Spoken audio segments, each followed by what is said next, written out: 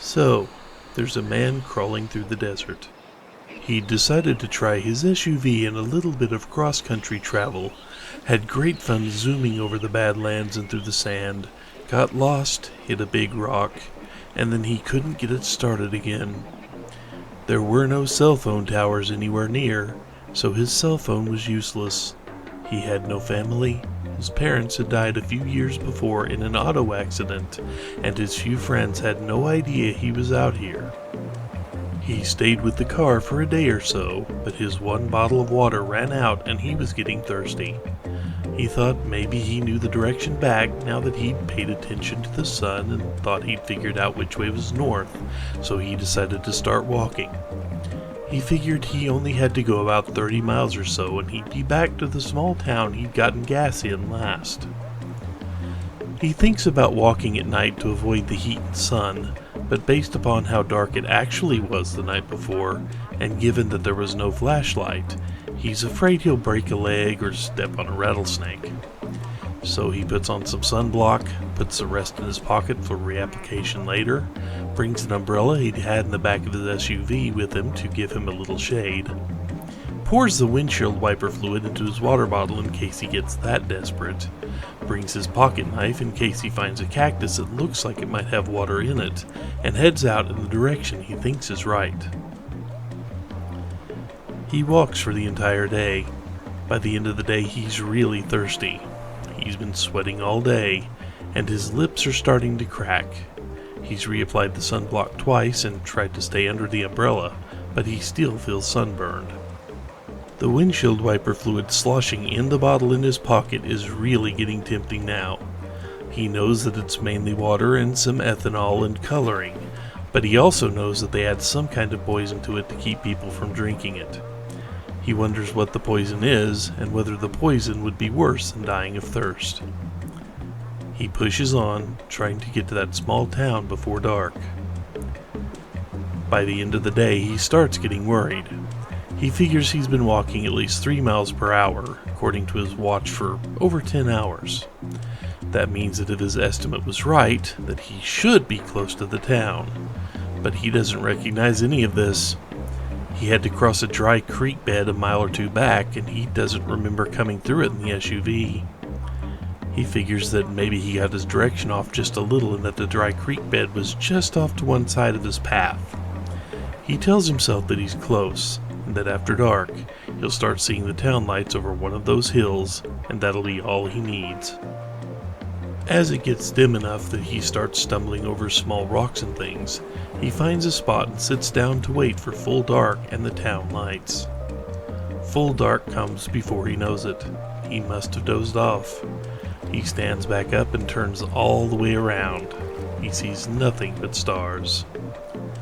He wakes up the next morning feeling absolutely lousy. His eyes are gummy and his mouth and nose feel like they're full of sand. He's so thirsty that he can't even swallow.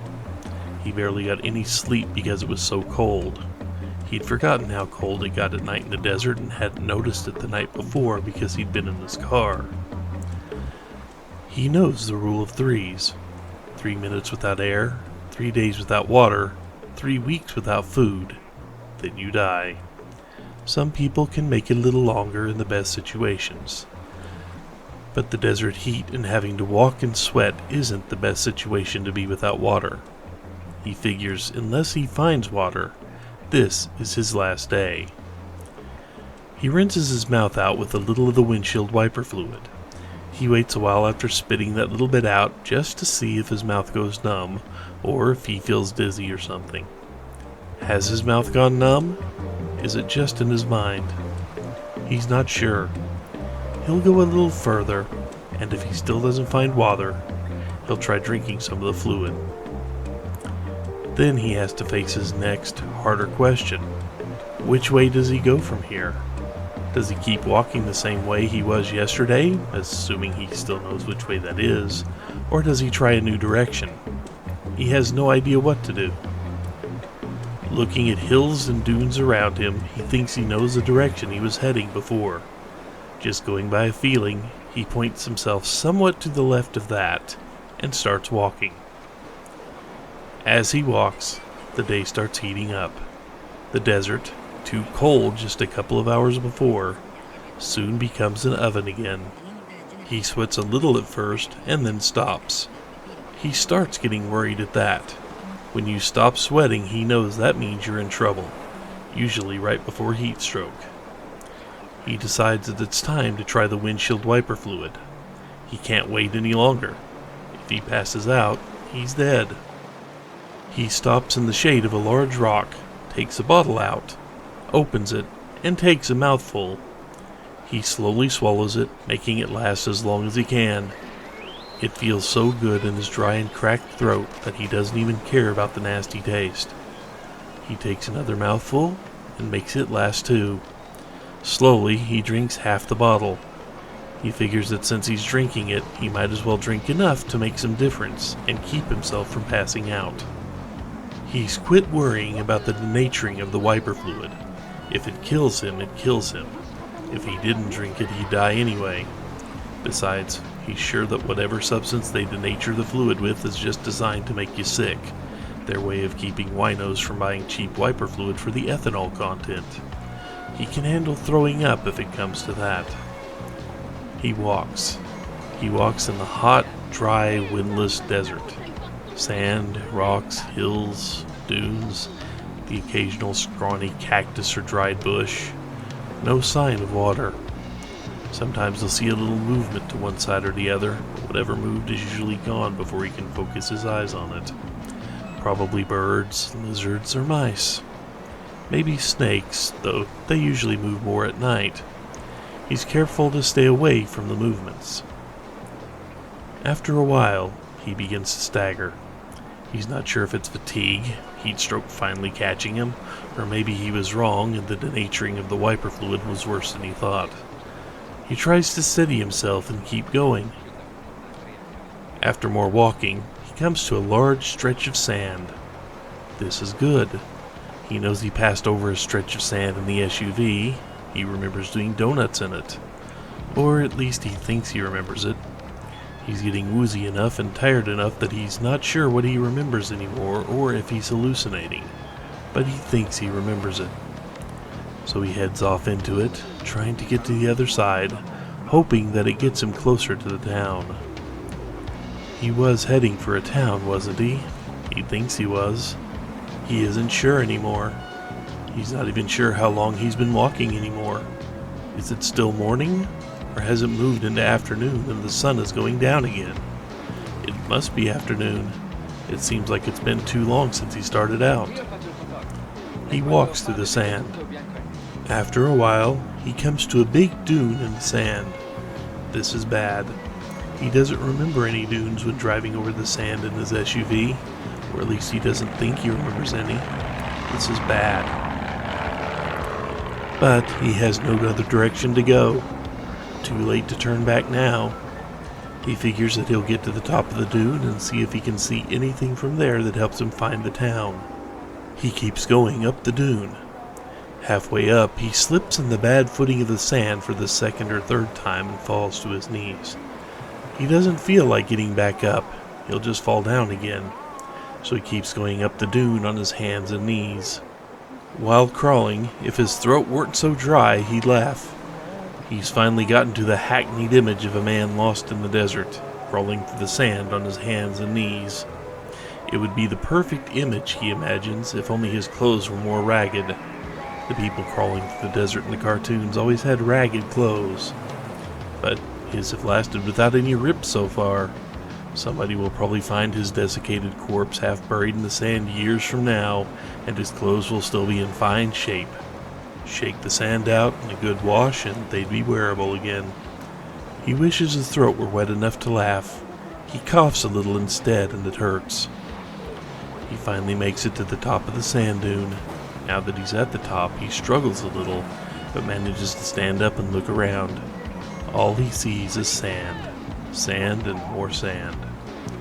Behind him, about a mile away, he thinks he sees the rocky ground he left to head into this sand. Ahead of him, more dunes, more sand. This isn't where he drove his SUV. This is hell, or close enough. Again, he doesn't know what to do. He decides to drink the rest of the wiper fluid while figuring it out. He takes out the bottle and is removing the cap when he glances to the side and sees something. Something in the sand. At the bottom of the dune, off to the side, he sees something strange, and it's a flat area in the sand. He stops taking the cap of the bottle off and tries to look closer. The area seems to be circular, and it's dark, darker than the sand.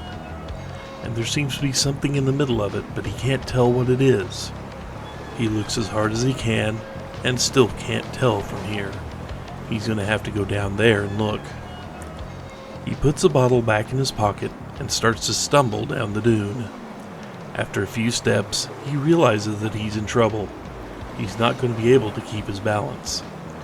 After a couple more sliding, tottering steps, he falls and starts to roll down the dune. The sand is so hot when his body hits it for a minute that he thinks he's caught on fire on the way down, like a movie car wreck flashing into flames as it goes over the cliff before it ever even hits the ground. He closes his eyes and mouth and covers his face with his hands and waits to stop rolling. He stops at the bottom of the dune. After a minute or two, he finds the energy to try to sit up and get the sand out of his face and clothes. When he clears his eyes enough, he looks around to make sure that the dark spot in the sand is still there and he hadn't just imagined it. So, seeing the large, flat, dark spot on the sand is still there, he begins to crawl towards it. He'd get up and walk towards it, but he doesn't seem to have the energy to get up and walk right now. He must be in the final stages of dehydration, he figures, as he crawls. If this place in the sand doesn't have water, he'll likely never make it anywhere else. This is his last chance. He gets closer and closer, but still can't see what's in the middle of the dark area. His eyes won't quite focus anymore for some reason, and lifting his head up to look just takes so much effort that he gives up trying. He just keeps crawling. Finally, he reaches the area he'd seen from the dune. It takes him a minute of crawling on it before he realizes he's no longer on sand. He's now crawling in some type of dark stone. Stone with some kind of marking on it, a pattern cut into the stone. He's too tired to stand up and try to see what the pattern is, so he just keeps crawling.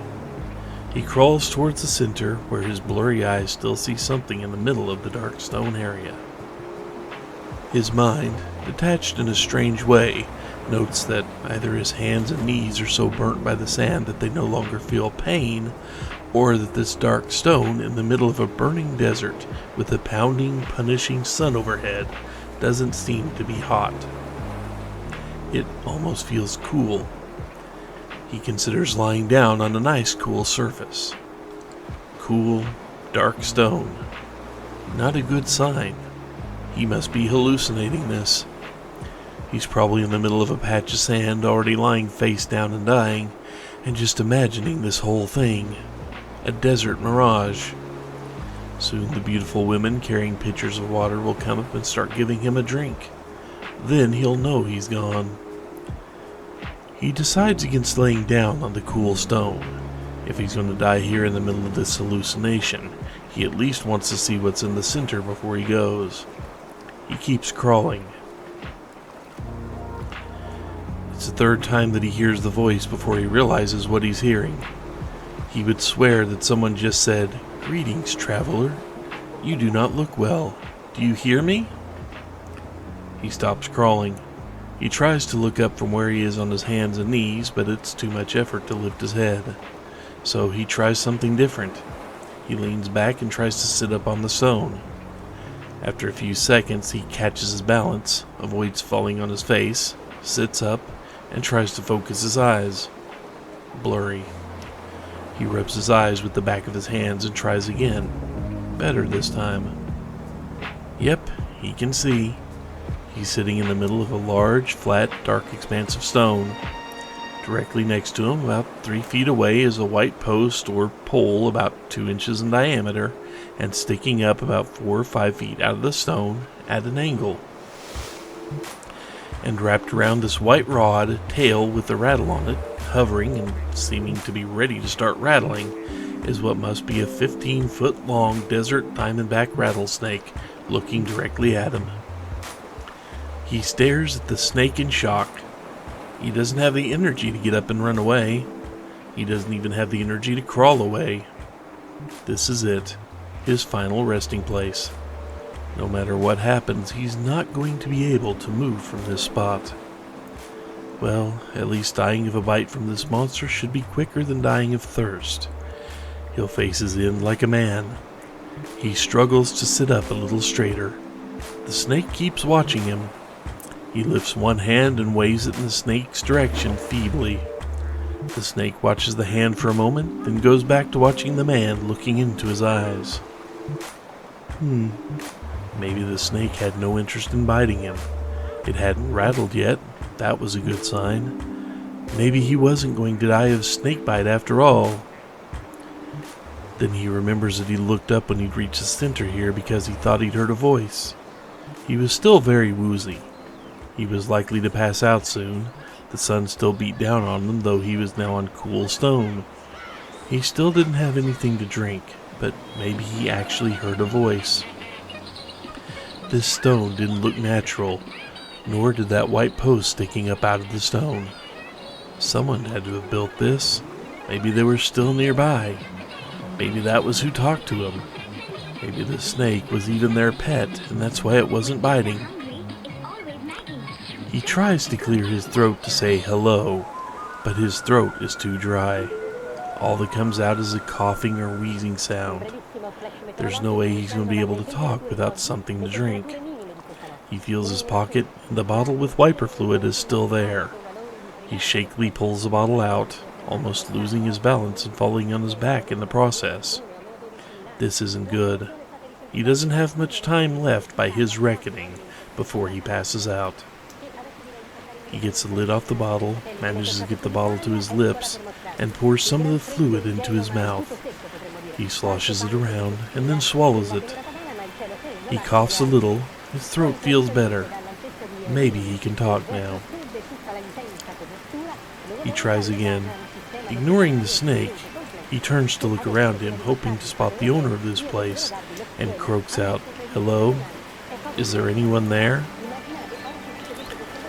He hears from his side, "Greetings. What is it that you want?" He turns his head back towards the snake. That's where the sound had seemed to come from. But the only thing he can think of is that there must be a speaker hidden under the snake, or maybe built into that post. He decides to try asking for help. "Please," he croaks again, suddenly feeling dizzy. "I'd love to not be thirsty anymore. I've been a long time without water. Can you help me?" Looking in the direction of the snake, hoping to see where the voice was coming from this time, he is shocked to see the snake rear back, open its mouth, and speak. He hears it say as the dizziness overtakes him and he falls forward, face first on the stone. "Very well. Coming up." A piercing pain shoots through his shoulder. Suddenly he is awake. He sits up and grabs his shoulder, wincing at the throbbing pain. He's momentarily disoriented as he looks around, and then he remembers. The crawl across the sand, the dark area of stone, the snake. He sees the snake still wrapped around the tilted white post, still looking at him. He reaches up and feels his shoulder where it hurts. It feels slightly wet. He pulls his fingers away and looks at them. Blood. He feels his shoulder again. His shirt has what feels like 2 holes in it. 2 puncture holes. They match up with the 2 aching spots of pain on his shoulder. He had been bitten by the snake. It'll feel better in a minute. He looks up. It's the snake talking. He hadn't dreamed it. Suddenly he notices. He's not dizzy anymore, and more importantly, he's not thirsty anymore. At all. Have I died? Is this the afterlife? Why are you biting me in the afterlife? Sorry about that, but I had to bite you, says the snake. That's the way I work. It all comes through the bite. Think of it as natural medicine. You bit me to help me. Why aren't I thirsty anymore? Did you give me a drink before you bit me? How did I drink enough while unconscious to not be thirsty anymore? I haven't had a drink for over 2 days. Well, except for the windshield wiper fluid. Hold it. How in the world does a snake talk? Are you real? Are you some sort of Disney animation? No, says the snake. I'm real. As real as you or anyone is, anyway. I didn't give you a drink. I bit you. That's how it works. It's what I do. I bite. I don't have hands to give you a drink, even if I had water just sitting around here. The man sat stunned for a minute. Here he was, sitting in the middle of the desert on some strange stone that should be hot but wasn't, talking to a snake that could talk back and had just bitten him. And he felt better. Not great. He was still starving and exhausted, but much better. He was no longer thirsty. He'd started to sweat again, but only slightly. He felt hot in the sun, but it was starting to get lower in the sky, and the cool stone beneath him was a relief he could notice now that he was no longer dying of thirst. I might suggest that we take care of that methanol you now have in your system with the next request, continued the snake. I can guess why you drank it, but I'm not sure how much you drank, or how much methanol was left in the wiper fluid. That stuff is nasty. It'll make you go blind in a day or two if you drink enough of it. Next request, said the man. He put his hand back on his hurting shoulder and backed away from the snake a little. That's the way it works. If you like, that is, explained the snake. You get 3 requests. Call them wishes if you wish. The snake grinned at his own joke, and the man drew back a little further from the show of fangs. But there are rules, the snake continued. The first request is free. The second requires an agreement of secrecy. The third requires the binding of responsibility. The snake looks at the man seriously. By the way, the snake says suddenly, my name is Nathan. Old Nathan, Samuel used to call me. He gave me the name. Before that, most of the Bound just used to call me Snake. But that got old, and Samuel wouldn't stand for it. He said that if anything could talk, it needed a name, and he was big into names. You can call me Nate if you wish. Again, the snake grinned. Sorry if I don't offer to shake, but I think you can understand. My shake sounds somewhat threatening. And the snake gave his rattle a little shake. My name is Jack, said the man, trying to absorb all this. Jack Sampson. Can I ask you a question? Jack says suddenly. What happened to the poison in your bite? Why aren't I dying now? How did you do that? And what do you mean by that's how you work? That's more than one question, grins Nate. But I'll still try to answer all of them. First, yes, you can ask me a question. The snake's grin gets wider. Second, the poison is in you. It changed you. You now no longer need to drink. That's what you asked for. Or, well, technically, you asked to not be thirsty anymore. But anymore is such a vague term. I decided to make it permanent. Now, as long as you live, you shouldn't need to drink much at all. Your body will conserve water very efficiently. You should be able to get enough just from the food you eat, much like a creature in the desert. You've been changed. For the third question, Nate continued, you are still dying. Besides the effects of that methanol in your system, you're a man, and men are mortal. In your current state, I give you no more than about another 50 years, assuming you get out of this desert alive, that is. Nate seemed vastly amused at his own humor and continued his wide grin. As for the fourth question, Nate said, looking more serious as far as Jack could tell, as Jack was just now working on his ability to read talking snake emotions from snake facial features. First, you have to agree to make a second request and become bound by the secrecy, or I can't tell you." "Wait," joked Jack. "Isn't this where you say you could tell me, but you'd have to kill me?" "I thought that was implied." Nate continued to look serious. Yeah." Jack leaned back a little as he remembered again that he was talking to a 15-foot poisonous reptile with a reputation for having a nasty temper. "So what is this bound by secrecy stuff? And can you really stop the effects of the methanol?" Jack thought for a second. "And what do you mean methanol, anyway? I thought these days they use ethanol in wiper fluid and just denature it." "They may. I don't really know," said Nate. "I haven't gotten out in a while. Maybe they do. All I know is that I smell methanol on your breath and on that bottle in your pocket. And the blue color of the liquid when you pulled it out to drink some let me guess that it was wiper fluid. I assume they still color wiper fluid blue?" "Yeah, they do," said Jack. "I figured," replied Nate. "As for being bound by secrecy, with the fulfillment of your next request, you will be bound to say nothing about me, this place, or any of the information I will tell you after that when you decide to go back out to your kind. You won't be allowed to talk about me, write about me, use sign language, charades, or even act in a way that will lead someone to guess correctly about me. You'll be bound to secrecy. Of course, I'll also ask you to promise not to give me away, and as I'm guessing that you're a man of your word, you'll never test the binding anyway, so you won't notice." Nate said the last part with utter confidence. Jack, who had always prided himself on being a man of his word, felt a little nervous at this. Hey, Nate, who are you? How did you know that? Are you, omniscient or something?" "Well, Jack," said Nate sadly, "I can't tell you that unless you make the second request." Nate looked away for a minute, then looked back. Well, okay," said Jack. "What is this about a second request? What can I ask for? Are you allowed to tell me that?" "Sure," Nate said, brightening.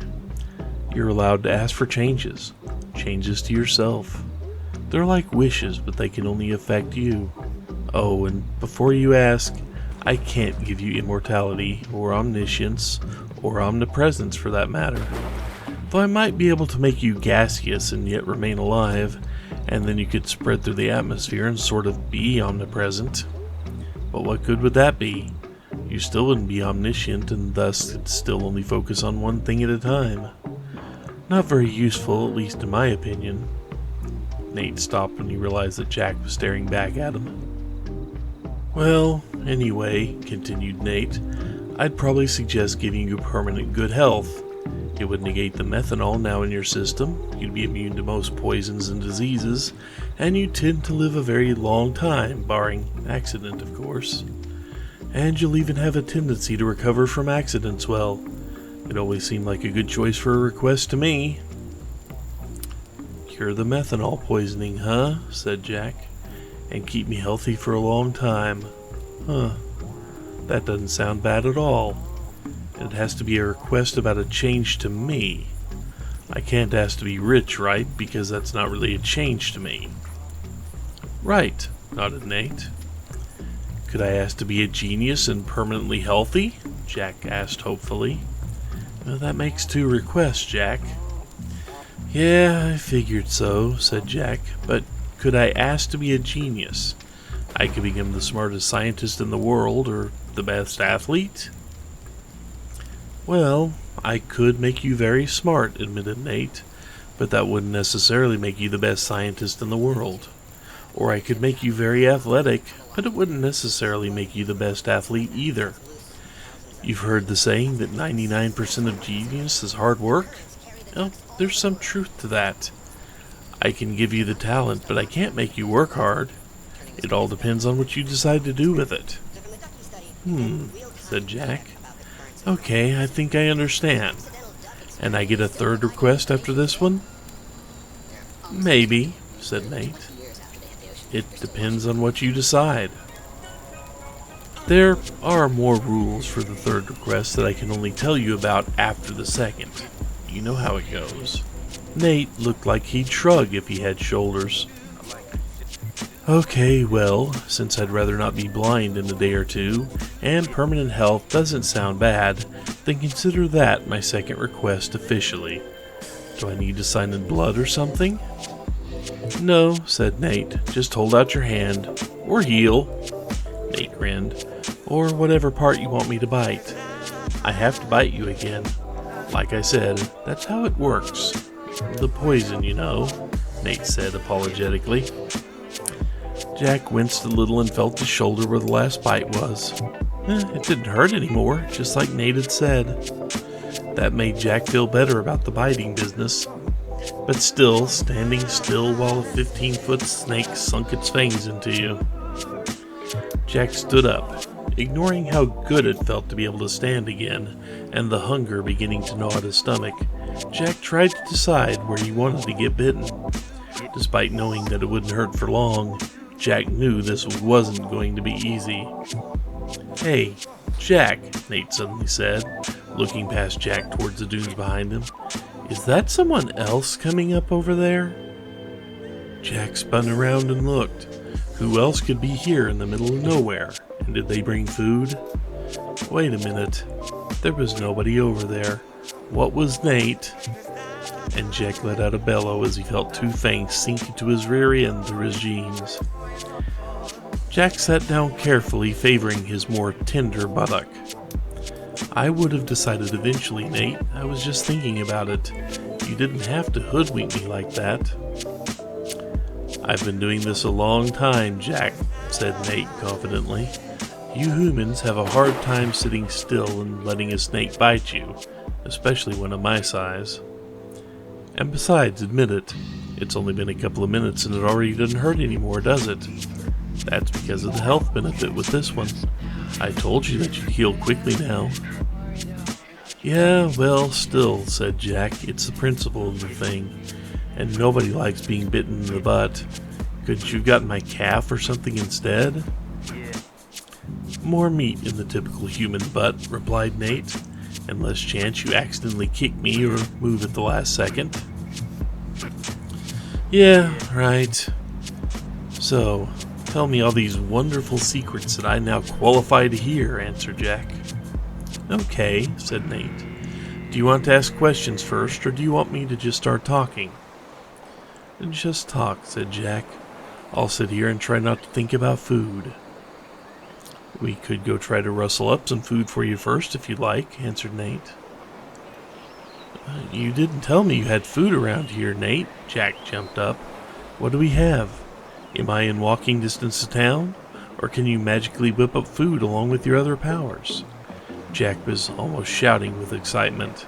His stomach had been growling for hours. I was thinking more like I could flush something out of its hole and bite it for you, and you could skin it and eat it. Assuming you have a knife, that is, replied Nate with the grin that Jack was just starting to get used to. Said Jack, sitting back down. I think I'll pass. I can last a little longer before I get desperate enough to eat desert rat, or whatever else it is you find out here. And there's nothing to burn. I'd have to eat it raw. No thanks, just talk. Okay, replied Nate, still grinning, but I'd better hurry before you start looking at me as food. Nate reared back a little, looked around for a second, and then continued. You, Jack, are sitting in the middle of the Garden of Eden. Jack looked around at the sand dunes and looked back at Nate skeptically. Well, that's the best I can figure it anyway, Jack, said Nate. Stand up and look at the symbol on the rock there. Nate gestured around the dark stone they were both sitting on with his nose. Jack stood up and looked. Carved into the stone in a bas-relief was a representation of a large tree.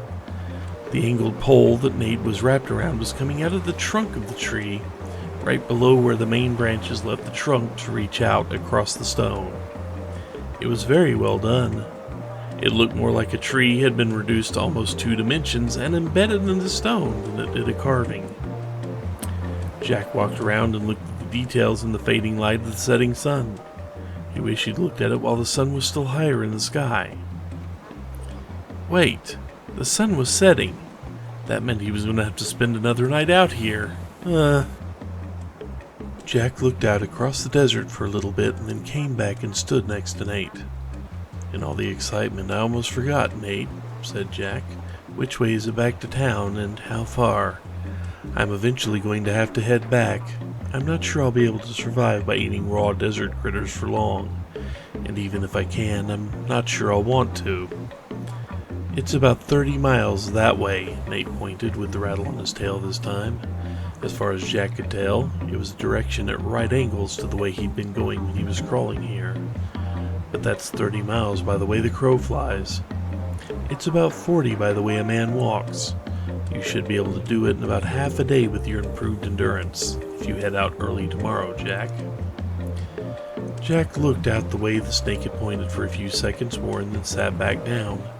It was getting dark. Not much he could do about heading out right now. And besides, Nate was just about to get to the interesting stuff. Garden of Eden, as best as you can figure it? Well, yeah, as best as I and Samuel could figure it out anyway, said Nate. He figured that the story just got a little mixed up. You know, snake in a tree offering temptations, making bargains, that kind of stuff.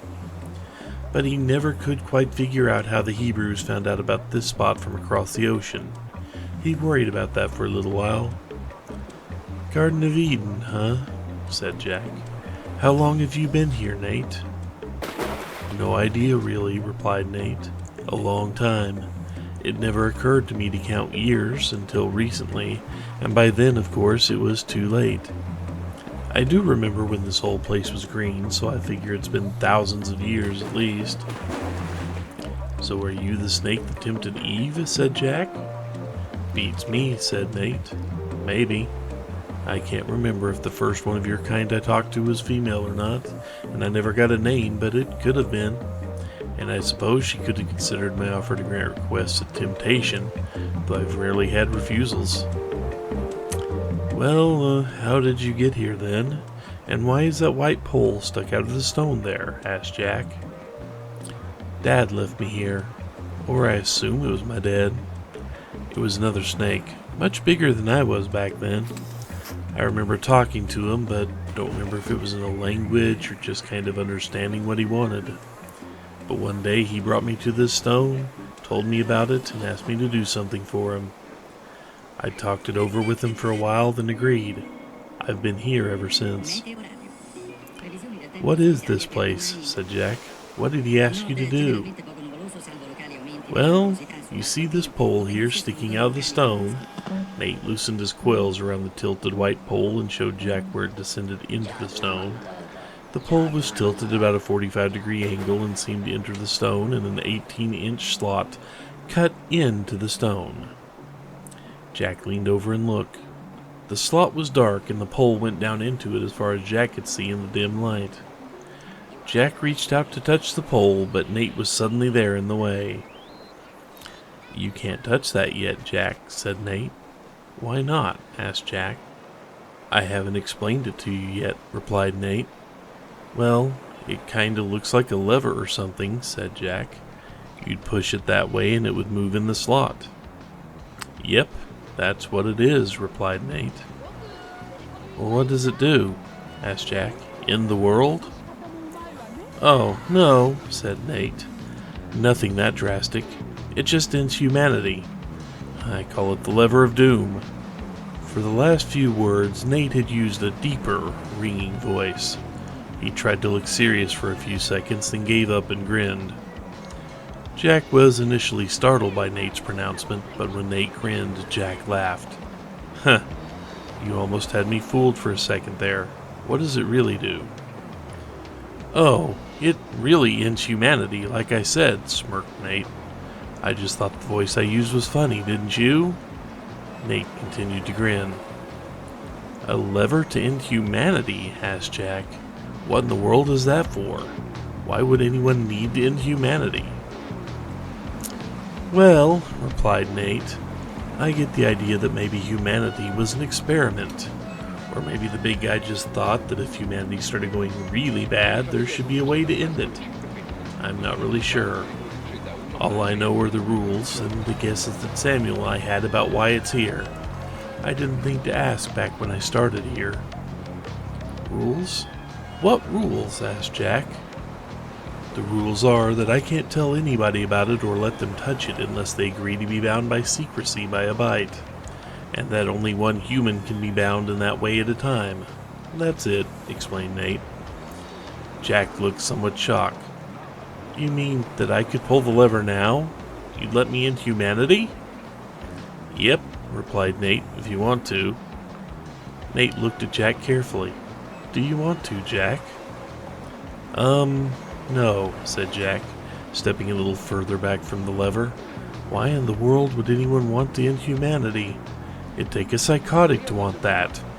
Or worse, a suicidal psychotic, because we'd kill him too, wouldn't it? Yep, replied Nate, being as he'd be human too. Has anyone ever seriously considered it? Asked Nate. Any of those bound to secrecy, that is? Well, of course, I think they've all seriously considered it at one time or another. Being given the kind of responsibility makes you sit down and think, or so I'm told.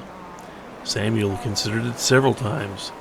He'd often get disgusted with humanity, come out here, and just hold the lever for a while. But he never pulled it, or you wouldn't be here. Nate grinned some more. Jack sat down well back from the lever. He looked thoughtful and puzzled at the same time. After a bit, he said, So this makes me the judge of humanity? I get to decide whether they keep going or just end? Me? That seems to be it, agreed Nate. What kind of criteria do I use to decide? Said Jack. How do I make this decision? Am I supposed to decide if they're good, or too many of them are bad, or that they're going the wrong way? Is there a set of rules for that? Nope, replied Nate. You pretty much just have to decide on your own. That's up to you, however you want to decide it. I guess that you're just supposed to know. But what if I get mad at someone, or some girl dumps me and I feel horrible? Couldn't I make a mistake? How do I know that I won't screw up? Protested Jack. Nate gave his kind of snake-like shrug again. You don't. You just have to try your best, Jack. Jack sat there for a while, staring off into the desert that was rapidly getting dark, chewing on a fingernail. Suddenly, Jack turned around and looked at the snake. Nate, was Samuel the one bound to this before me? Yep, replied Nate. He was a good guy. Talked to me a lot. Taught me to read and brought me books. I think I still have a good pile of them buried in the sand around here somewhere. I still miss him. He died a few months ago. Sounds like a good guy, agreed Jack. How did he handle this when you first told him? What did he do? Well, said Nate. He sat down for a while, thought about it for a bit, and then asked me some questions, much like you're doing. What did he ask you, if you're allowed to tell me? Asked Jack. He asked me about the third request, replied Nate. Aha! It was Jack's turn to grin. And what did you tell him? I told him about the rules for the third request. That to get to the third request, you have to agree to this whole thing. That if it ever comes to the point you really think humanity should be ended, that you'll come here and end it. You won't avoid it, and you won't wimp out. Nate looked serious again. And you'll be bound to do it too, Jack. Jack looked into the darkness for a while. Nate watched him, waiting. Nate, continued Jack, quietly eventually, what did Samuel ask for with his third request? Nate sounded like he was grinning again as he replied, also quietly. Wisdom, Jack. He asked for wisdom. As much as I could give him. Okay, said Jack suddenly, standing up and facing away from Nate. Give it to me. Nate looked at Jack's backside. Give you what, Jack? Give me that wisdom. The same stuff that Samuel asked for. If it helped him, maybe it'll help me too. Jack turned his head to look back over his shoulder at Nate. It did help him, right? He said it did, replied Nate, but he seemed a little quieter afterward, like he had a lot to think about. Well, yeah, I can see that, said Jack. So give it to me. Jack turned to face away from Nate again, bent over slightly and tensed up. Nate watched Jack tense up with a little exasperation. If he bit Jack now, Jack would likely jump out of his skin and maybe hurt them both. You remember that you'll be bound to destroy humanity if it ever looks like it needs it, right, Jack? Asked Nate, shifting position. Yeah, I got that, replied Jack. Eyes squeezed tightly shut and body tense, not noticing the change in direction of Nate's voice. And, continued Nate from his new position, do you remember that you'll turn bright purple and grow big horns and extra eyes? Yeah. Hey, wait a minute, said Jack, opening his eyes, straightening up and turning around. Purple? He didn't see Nate there. With the moonlight, Jack could see that the lever extended up from its slot in the rock without the snake wrapped around it. Jack heard from behind him Nate's, "Just kidding," right before he felt the now familiar piercing pain, this time in the other buttock. Jack sat on the edge of the dark stone in the rapidly cooling air, his feet extending into the sand. He stared out into the darkness, listening to the wind stir the sand, occasionally rubbing his butt where he'd recently been bitten. Nate had left for a little while and come back with a desert rodent-shaped bulge somewhere in the middle, and was now wrapped back around the lever, his tongue flicking out into the desert night's air, the only sign that he was still awake. Occasionally Jack, with his toes absent-mindedly digging in the sand while he thought, would ask Nate a question without turning around. "Nate, do accidents count?" Nate lifted his head a little bit. "Oh, what do you mean, Jack?" Jack tilted his head like he was looking at the stars. "You know, accidents. If I accidentally fall on the lever without meaning to, does that still wipe out humanity?" "Yeah, I'm pretty sure it does, Jack. I'd suggest you be careful about that if you start feeling wobbly," said Nate with some amusement. A little later. "Does it have to be me that pulls the lever?" asked Jack. "That's the rule, Jack. No one else can pull it," answered Nate.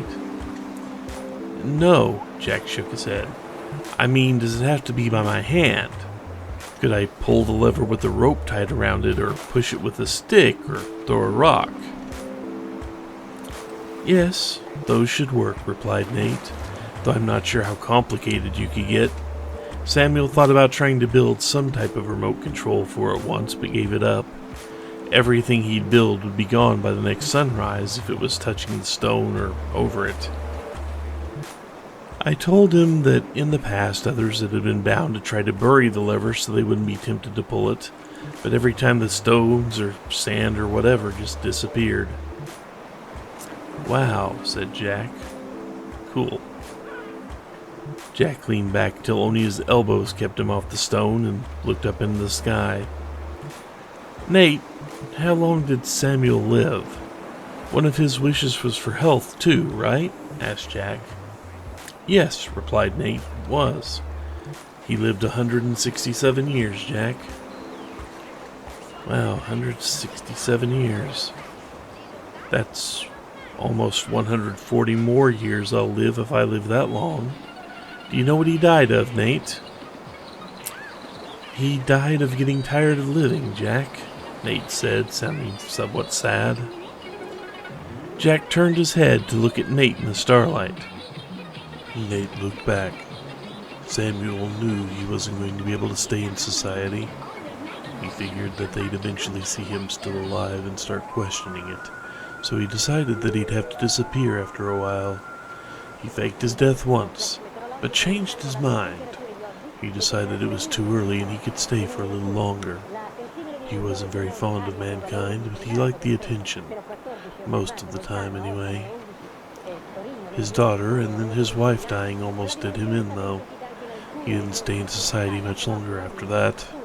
He eventually came out here to spend time talking to me and thinking about pulling the lever. A few months ago he told me he had enough. It was his time. And then he just died? Asked Jack. Nate shook his head a little. He made his fourth request, Jack. There's only one thing you can ask for with the fourth request, the last bite. After a bit, Nate continued. He told me that he was tired, that it was his time. He reassured me that someone new would show up soon, like they always had. Then after another pause, Nate finished. Samuel's body disappeared off the stone with the sunrise. Jack lay back down and looked at the sky, leaving Nate alone with his memories. It was a long time until Jack's breathing evened out into sleep. Jack woke with the sunrise the next morning. He was a little chilled with the morning desert air, but overall was feeling pretty good. Well, except his stomach was grumbling and he wasn't willing to eat raw desert rat. So after getting directions to the town from Nate, making sure he knew how to get back, and reassuring Nate that he'd be back soon, Jack started the long walk back into town. With his new health and Nate's good directions, he made it back easily. Jack caught a bus back to the city and showed up for work the next day, a little worse for the wear and with a story about getting lost in the desert and walking back out.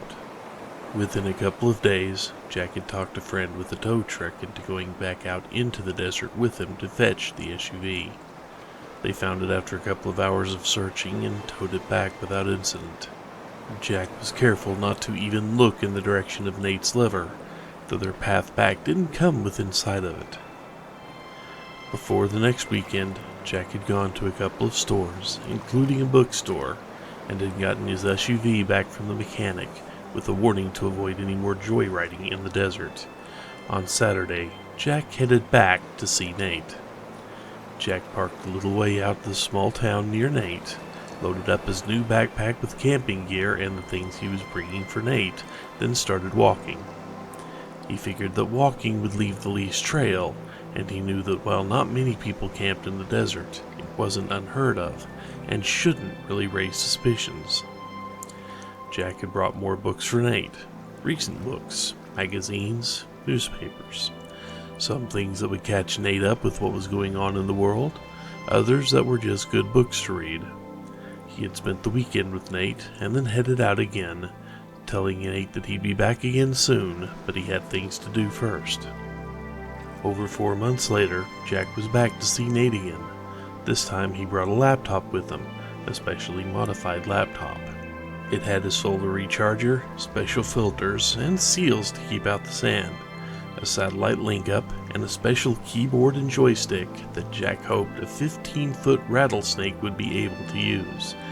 And it had been hacked to not give out its location to the satellite. After that, Jack could email Nate to keep in touch, but still visited him fairly regularly, at least once or twice a year. After the first year, Jack quit his job. For some reason, with the wisdom he'd been given and the knowledge that he could live for another 150 years, working in a 9-to-5 job for someone else didn't seem that worthwhile anymore. Jack went back to school. Eventually, Jack started writing. Perhaps because of the wisdom, or perhaps because of his new perspective, he wrote well. People liked what he wrote, and he became well known for it. After a time, Jack bought an RV and started traveling around the country for book signings and readings. But he still remembered to drop by and visit Nate occasionally. On one of the visits, Nate seemed quieter than usual. Not that Nate had been a fountain of joy lately. Jack's best guess was that Nate was still missing Samuel, and though Jack had tried, he still hadn't been able to replace Samuel in Nate's eyes. Nate had been getting quieter each visit, but on this visit, Nate didn't even speak when Jack walked up to the lever. He nodded at Jack, then went back to staring into the desert. Jack, respecting Nate's silence, sat down and waited. After a few minutes, Nate spoke. "Jack, I have someone to introduce you to." Jack looked surprised. "Someone to introduce me to?" Jack looked around and then looked carefully back at Nate. "This something to do with the big guy?" No, no, replied Nate. This is more personal. I want you to meet my son. Nate looked over at the nearest sand dune. Sammy? Jack watched as a 4-foot-long desert rattlesnake crawled from behind the dune and up to the stone base of the lever. Yo, Jack, said the new, much smaller snake. Yo, Sammy, replied Jack. Jack looked at Nate. Named after Samuel, I assume? Nate nodded. Jack, I've got a favor to ask you. Could you show Sammy around for me? Nate unwrapped himself from the lever and slithered over to the edge of the stone and looked across the sands. When Samuel first told me about the world and brought me books and pictures, I wished that I could go see it. I wanted to see the great forests, the canyons, the cities, even the other deserts, to see if they felt and smelled the same. I want my son to have that chance to see the world before he becomes bound here like I have been. He's seen it in pictures over the computer that you brought me, but I hear that it's not the same, that being there is different. I want him to have that. Think you can do that for me, Jack? Jack nodded. This was obviously very important to Nate, so Jack didn't even joke about taking a talking rattlesnake out to see the world. Yeah, I can do that for you, Nate. Is that all you need? Jack could sense that there was something more. Nate looked at Sammy. Sammy looked back at Nate for a second and then said, Oh, yeah, I've got to go pack. Back in a little bit, Jack. Nice to meet ya. Sammy slithered back over the dune and out of sight. Nate watched Sammy disappear, then looked back at Jack. Jack, this is my first son. My first offspring through all the years. You don't even want to know what it took for me to find a mate. Nate grinned to himself. But anyway, I had a son for a reason. I'm tired. I'm ready for it to be over. I needed a replacement. Jack considered this for a minute. So you're ready to come see the world and you wanted him to watch the lever while you were gone? Nate shook his head. No, Jack, you're a better guesser than that. You've already figured out, I'm bound here. There's only one way for me to leave here, and I'm ready. It's my time to die. Jack looked more closely at Nate. He could tell Nate had thought about this, probably for quite a while. Jack had trouble imagining what it would be like to be as old as Nate, but Jack could already tell that in another 100 or 200 years, he might be getting tired of life himself. Jack could understand Samuel's decision, and now Nate's. So all Jack said was, What do you want me to do? Nate nodded. Thanks, Jack. I only want 3 things. 1. Show Sammy around the world. Let him get his fill of it until he's ready to come back here and take over. 2. Gather a group of professors from as many fields as possible to stay here and teach Samuel as much as he can learn. Jack tilted his head and looked at Nate. I doubt a group of teachers of any kind would be willing to stay in the middle of the desert for long enough to teach anyone anything, let alone a snake. I mean, I know you and Samuel are a special breed, but most people are going to be afraid of snakes as it is, and unable to see past that. Nate just smiled as much as a snake could smile and shook his head. Already ahead of you there. One of the things that comes with my situation is, surprisingly, access to a decent amount of money. Some of your predecessors ended up quite wealthy in leaving a bunch to me, although I never could figure out why. Never had a use for money. But now I'm glad they did. I can put it to use making a small university of sorts just for Samuel. I'll have it all set up for you by the time you finish showing Samuel around the world. Jack screwed up his face and thought, About how many professors do you think it'll take? Nate took a few moments to reply, tapping the tip of his tail against his lower jaw as he thought.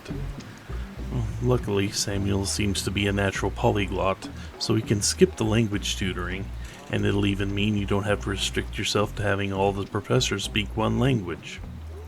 But I'd feel good with at least someone teaching history, physics, chemistry, literature, all the various mathematics, at least up to basic calculus, biology, philosophy, psychology, medicine, law, social sciences, computer sciences, art, music, natural sciences, and anything in the humanities I haven't listed. So probably about 16 to 20 of them. Once you have them all, I'd also like to meet them and thank them personally for agreeing to take on this task. That sounds reasonable, Jack replied. So what's the third thing? That's simple enough. Give me the fourth request. I can't just decide to die, not any more than you can. I won't even die of old age like you eventually will, even though it'll be a long time from now. I need to be killed. Once Sammy is back here, ready to take over, I'll be able to die. And I need you to kill me. I've even thought about how. Poisons and other drugs won't work on me, and I've seen pictures of snakes that were shot. Some of them live for days, so that's out too. I want you to bring back a sword. Nate turned away to look back at the dune that Sammy had gone behind. I'd say an axe, but that's somewhat undignified, putting my head on the ground or a chopping block like that. No, I like a sword.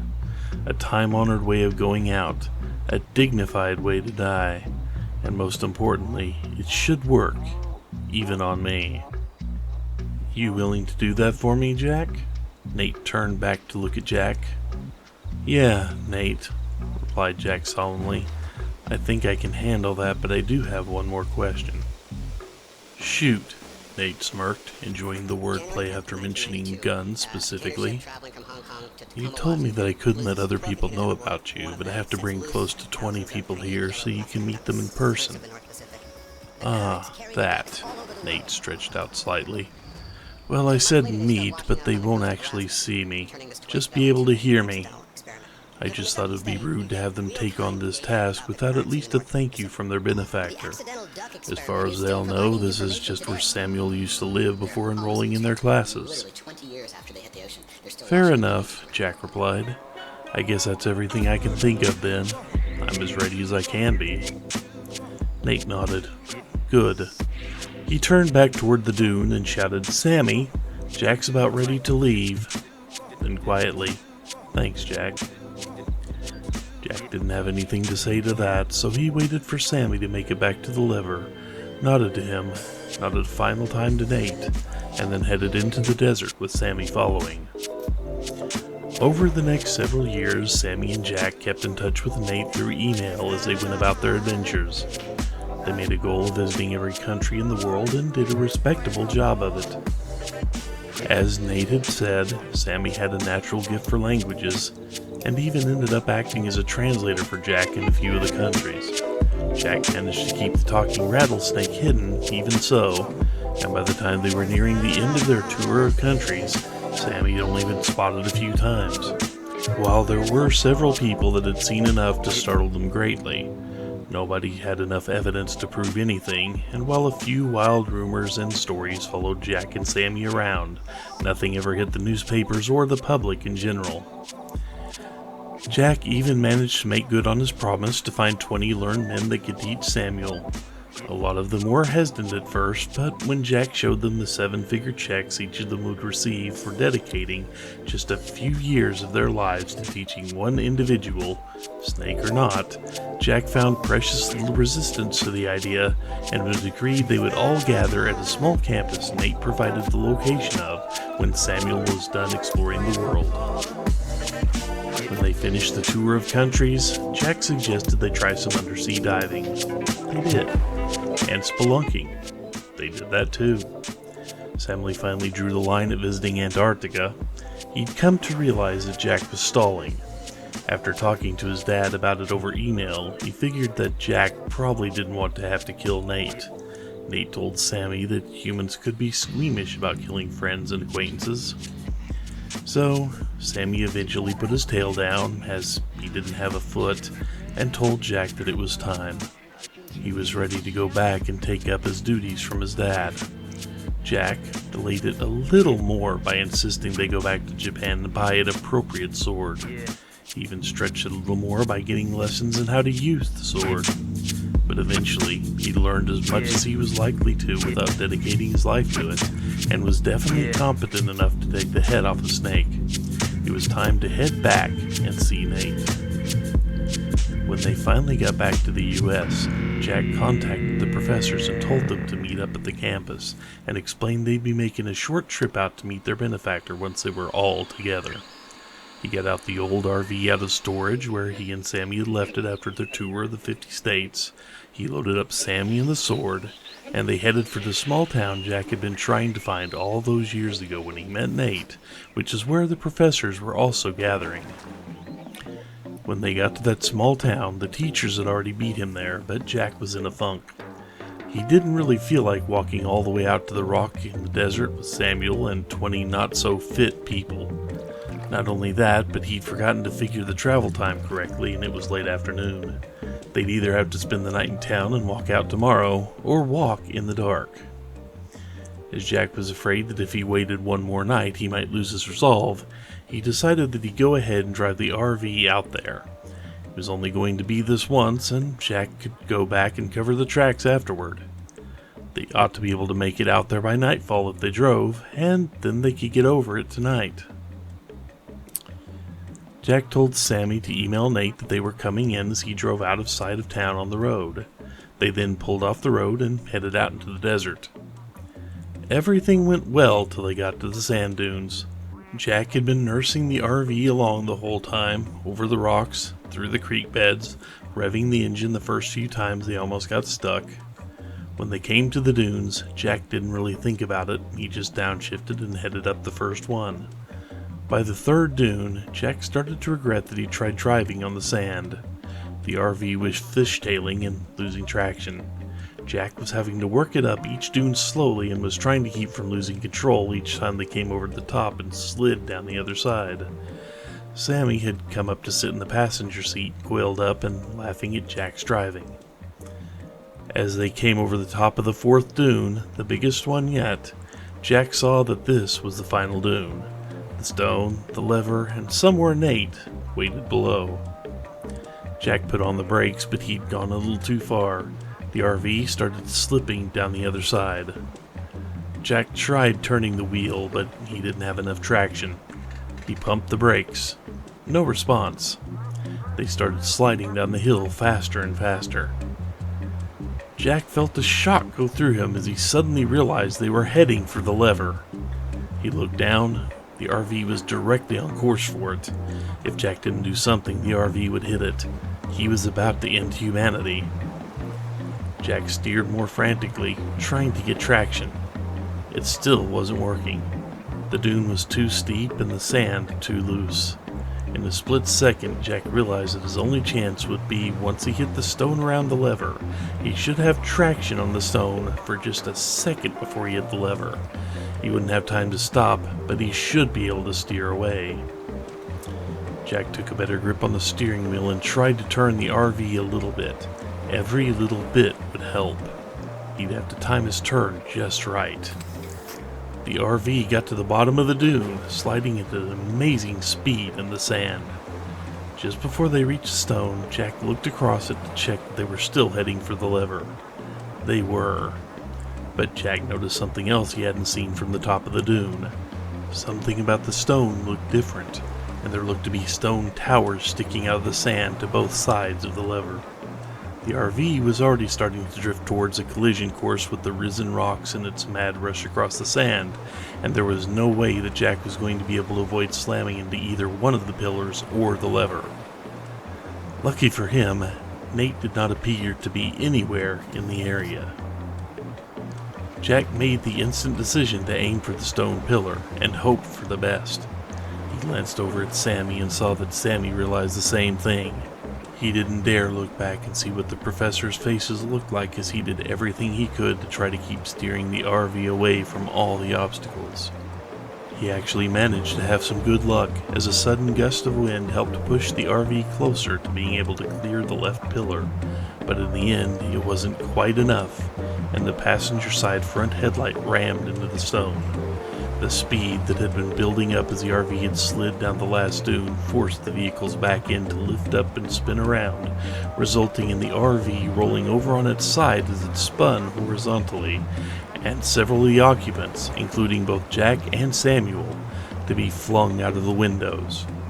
It felt like hours, but the crash lasted only a few moments, and it seemed everyone thrown clear of the RV managed to escape with only minor injuries.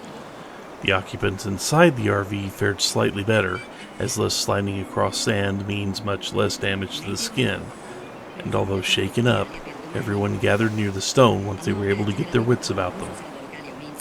Jack scanned the stone for Nate, but the snake was nowhere to be found after all the noise, and a quick head count even confirmed that one of the teachers was missing.